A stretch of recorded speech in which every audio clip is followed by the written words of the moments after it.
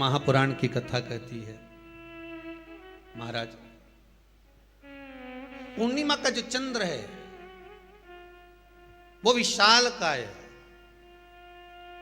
और उस चंद्र की पूर्णता में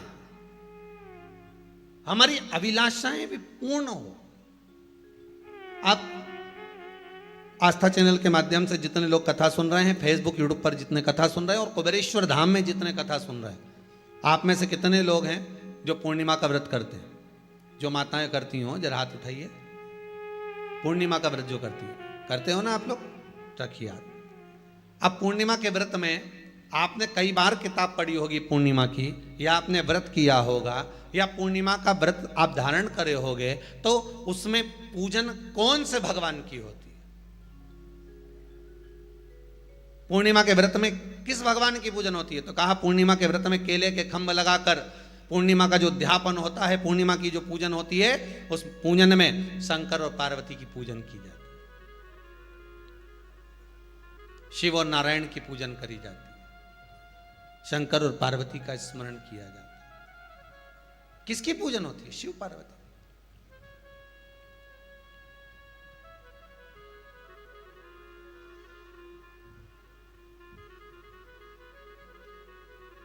क्यों शंकर और पार्वती का पूजन क्यों करा जाता है पूर्णिमा के व्रत में? क्योंकि शिव और माता पार्वती ही केवल एक ऐसे हैं जिन्होंने अपूर्ण लक्ष्मी को भी पूर्ण बना दिया था। किसको पूर्ण बनाया है? लक्ष्मी। शरद पूर्णिमा के दिन अगर आप शंकर भगवान को एक लोटा पानी अगर शिव को समर्पित कर रहे हो, श्वेत पुष्प को रखकर शंकर जी के ऊपर सफेद फूल को चढ़ाकर अगर एक लोटा जल भी, एक पात्र जल भी शंकर को समर्पित कर रहे हो, तो ये लक्ष्मी के लिए ही तो कर रहे हो। और कौन सी लक्ष्मी? पूर्ण लक्ष्मी। पूर्ण लक्ष्मी। आपको पहले भी कथा में कहा, एक बार भगवान विष्णु के सामने लक्ष्मी मैया ने बहुत तेज स्वर में कह दिया था, नारायण, दुनिया के लोग आपका नाम जपते हैं, दुनिया के लोग नारायण नारायण कहते हैं, दुनिया के लोग आपका भजन करते हैं, पर सत्य मायने में कहूं ना तो मेरे बिना दुनिया के लोगों की नहीं चल सकती। मेरे बिना दुनिया नहीं चल सकती, संसार मेरे बिना नहीं चल सकता। भगवान विष्णु ने कहा, ये तो गलत है लक्ष्मी आपका कहना। एक दिन लक्ष्मी को अहंकार आ गया। अहंकार के संबोधन जब माता लक्ष्मी करने लगी तो भगवान, उसी समय पर भगवान विष्णु को क्रोध आ गया और भगवान विष्णु ने कह दिया, लक्ष्मी तू इतनी बड़ी बड़ी बात कहती है कि तेरे बिना नहीं रह सकती संसार। मैं तुझे कहता हूं लक्ष्मी, तू अपूर्ण है। तू अपूर्ण है, तू पूर्ण कब हो गई?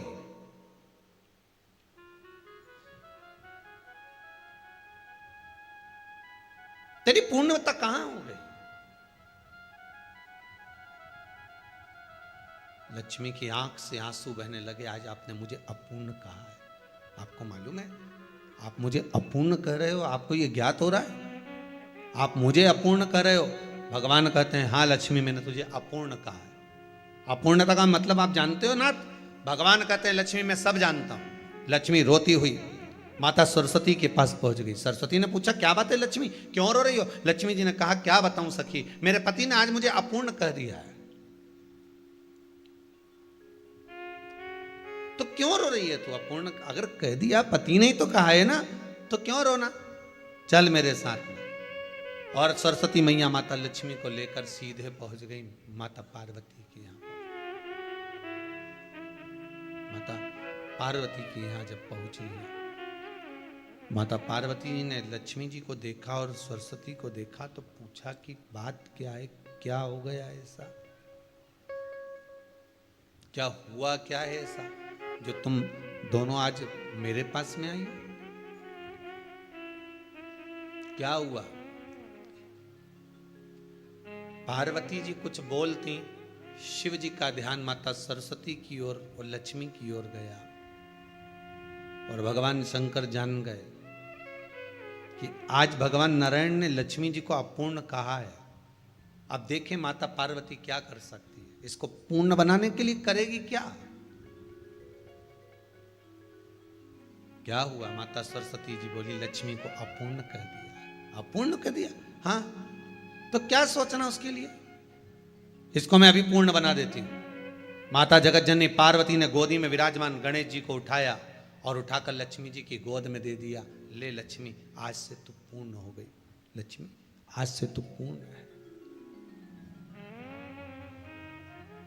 गोदी में जब तक संतान नहीं है तो नारी को लोग अपूर्ण समझते हैं, पर माता पार्वती जी ने संपूर्ण ब्रह्मांड में एक सिद्धता प्रदान कर दी कि अपने गोदी के लाल को, अपने गोदी के पुत्र को माता ने लक्ष्मी की गोद में देकर लक्ष्मी को पूर्ण बना दिया। वो दिन कौन सा था? यही शरद पूर्णिमा का दिन था। कौन सा दिन? आवाज पकड़ लो। यही शरद पूर्णिमा का दिन था। शरद पूर्णिमा का दिन लक्ष्मी को पूर्ण करने का दिन, पूर्ण करने का। केवल अमृत ही नहीं बरसता, शरद पूर्णिमा के दिन लक्ष्मी भी बरसती है। लक्ष्मी पूर्णिमा के कितने व्रत होते हैं? बोलते जाओ, जरा जल्दी जल्दी बोलो।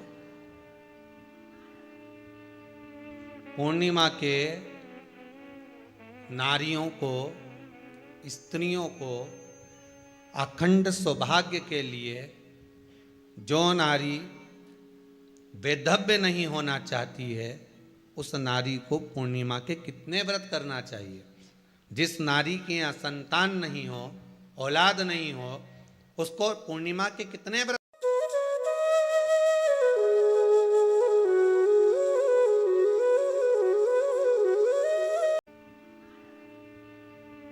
पूर्णिमा के नारियों को, स्त्रियों को अखंड सौभाग्य के लिए, जो नारी वैधव्य नहीं होना चाहती है, उस नारी को पूर्णिमा के कितने व्रत करना चाहिए?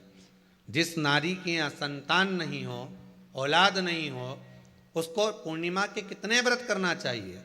जिस नारी का पुत्र, पति बहुत बीमारी से ग्रसित हो, लग रहा हो कि ये मेरा बेटा बहुत बड़ी बीमारी में घिरा हुआ है, तो नारी को कितने व्रत करना चाहिए? स्वयं भगवान कृष्ण ने माता यशोदा को द्वापर में भी बताया है कि पूर्णिमा के 32 व्रत होते हैं। कितने व्रत होते हैं? 32।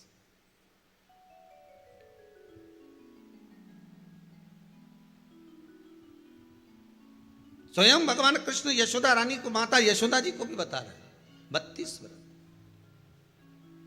अब आपको किसी ने बता दिया होगा कि 8 कर लो, 7 कर लो, 6 कर लो, 12 कर लो, इसलिए आपने बोला कि 12 कर लीजिए, 32 कर लीजिए। अरे यहां तो द्वापर की कथा भी कहती है। यशोदा जी ने एक बार भगवान कृष्ण को रोक कर कह दिया, ए कन्हैया रुको। कन्हैया बोले, बोलो माँ क्या बात है? कन्हैया जरा रुकिए, इधर आओ जरा। भगवान कृष्ण आए। हाँ माँ बोलिए। किस जगह का प्रसंग है ये? जिस समय पर राधा रानी कुरुक्षेत्र में नंद बाबा और यशोदा जी को लेकर कुरुक्षेत्र के कुंड में, ब्रह्म सरोवर में स्नान कराने के लिए लेकर जाती है, ग्रहण का समय पर।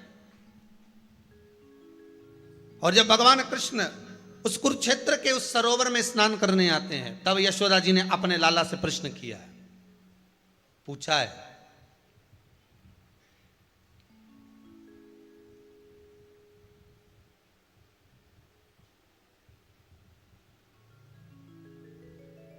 कि नारी वैधव्य होकर ना मरे।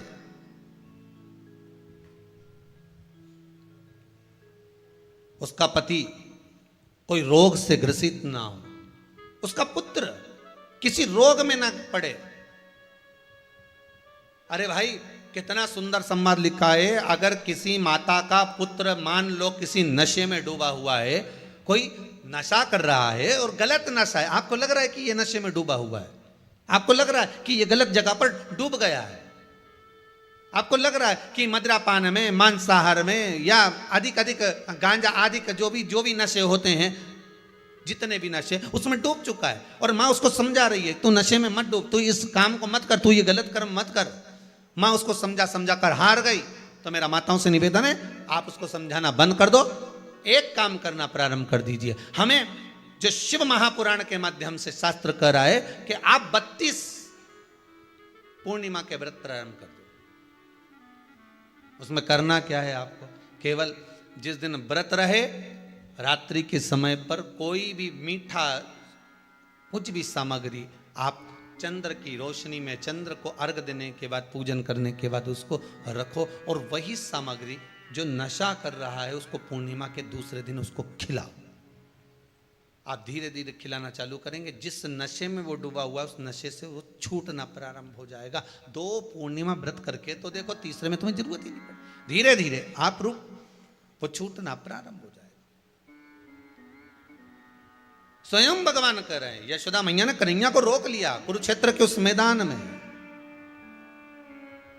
और भगवान कृष्ण का दर्शन माता यशोदा जी करी। बहुत बहुत दिनों के बाद माँ को, आज माता यशोदा को लाला का दर्शन हुआ, बहुत समय के बाद, जाने के बाद, बहुत समय के बाद।